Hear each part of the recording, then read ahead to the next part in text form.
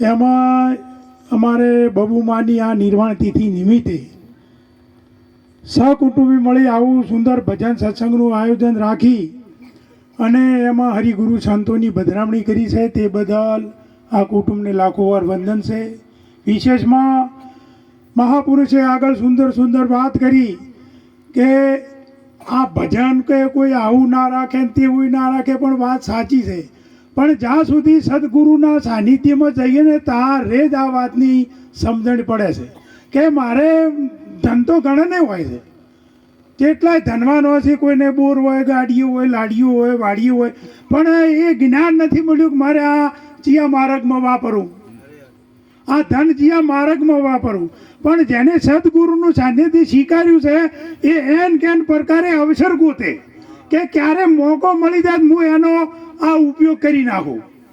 અને ઘણાને વળી એવો મોકો મળી જાય ચારે ઢૂળીટી આવે ચિયાકને ધોઈ નાખું અને સીધો જેસમાં જૂનું આવા વપરાઈ જાય. અને ઘરેને વળી એવું કે ચારી ઝાયણી આવે, દિવાળી ઢુકડી આવે, વળી ચિયાકને ભોડો ફોડી નાખે, વળી 12 મહિના પહેરીને એમ કરતે કરતે આ ઘણા આવું વાપરતા હશે. અને વળી કોઈ સદગુરુના બંકા હોય તો એ વિવેક કરીને વિચારી અને વાપરતા હોય છે. એટલે કીધું ધન મળ્યું ધર્મ ના બેઠો, શરીર મળ્યું ના કરી કોઈની સેવા, પવન પખે સંત ના પધારે તો ઠામ શુભ ના. આ નિરોધ બાપુએ સુંદર વાત કરી છે. પણ આ અવસર આપણને એક અલૌકિક મળ્યો છે. મનુષ્યને એક રત્ન ચિંતાણી અવતાર આ બાપુ એમણે વાત કરી કે આ પારસમણી હારી પેલી નહીં હો, એ કદીએ લોઢાનું કોઈ ના થાય. અને એ આ પારસમણીથી આ પારસમણી અડે એટલે આ કંચન બને ને, અને કંચન બને એટલે એમાં વિવેક વિચાર, એમાં સદબુદ્ધિ એના અંદર પ્રગટ થાય. અને જ્યારે સદબુદ્ધિ પ્રગટ થાય ને વિવેક આવે ને એટલે એની વાણીમાં પણ વિચાર, એનો વાણી પણ બોલવાની આખું બધું આવી જાય. એટલે મનુષ્યને એક રત્ન ચિંતામણી આવો અવતાર આપણને પ્રભુએ પ્રદાન કર્યો છે. અને ઓમાંથી જ ભગવાન થવા છે. બીજે જો ભગવાન ખોળવાની જરૂર ભલે આપણે હરિદ્વાર, કાશી, મથુરા ગમે અહીંયા જો કોઈ જવાનો ના નથી, પણ એ સંતોની ભૂમિ છે. અને સંતોની ભૂમિમાં શું કહેવા માગે છે અહીંયાથી કંઈક આપણે લાવવાનું છે. પણ આવા હરિગુરુ સંતોએ કીધું છે કે ભજન કરતા કરતા ઓમાં તો ભગવાન પ્રગટ. આ ધર્મની તથા કંકુ ચોખા શ્રીફળ અને એક દાડો દેહ પડી જાય તો નાનું મંદિર ઓનું બને ને, પણ કદાચ તું કોઈ ના કર્યું ને તો 12 લાકડાના માથે ને, અને પછી પડી જાય ચેડે ચેડે કોટા ગાલે ને ગાલે, એટલે કે ફરી વળીને પાછા આવે. એટલા માટે આવો દેહ આપણને એક રત્ન ચિંતામણી મળ્યો છે.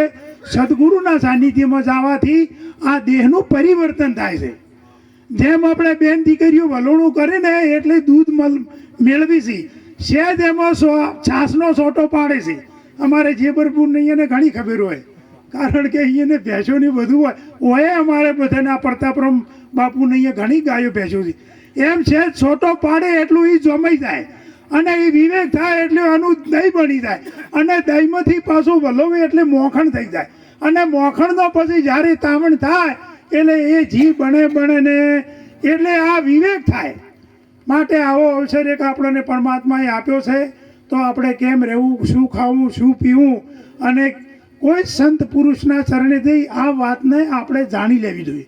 અને જાણશું તો આનંદ આવશે ને આવશે. એ માટે આવા હરિગુરુ સંતો આપણા આપણા દ્વારે પધારતા હોય અને કદાચ આપણે એ વાતથી અજાણ રહી જતા હોય તો ખરેખર એ આપણો અહોભાગ્ય કહેવાય. માટે કોઈ મહાપુરુષના ચરણે જઈ પોતાની ઓળખાણ કરો. સુંદર વાત કરી હતી કે એમણે કરમની, પણ કરમ તો આપણે જ્યાં નથી કે બળીને ભસ્મ થયું નથી. તન મન ધન આલ્યું એટલે બધું જ જાતું રહ્યું ગુરુ મહારાજે. પણ એટલે કીધું છે કે નવું ખાતે કદાચ તમારે જો ચડશે. ભીષ્મ પિતા પોતાના પુત્ર વધુની આબરૂ લૂંટાટી હતી પણ ઊભો નતો જોઈએ એમ. એટલા માટે ભાલોડો ખાવા મળ્યા. એમ આટલા વડીલો બેઠા છે ને કદાચ કોઈની બેનની આબરૂ લૂંટાતી હોય અને આપણે આપ સતી ઓછે જો ફોડી રહેતા હોય તો પછી એ પરિણામ ભોગવવું ના પડે, શું કરવું પડે? આ વાત મહાભારતની છે. એમ તમે બેઠા કદાચ કોઈની આબરૂ લૂંટાતી હોય ને તો એ તમારી ઓખો દેખી લેશો, તમારે પરિણામ ભોગવવું જ પડશે.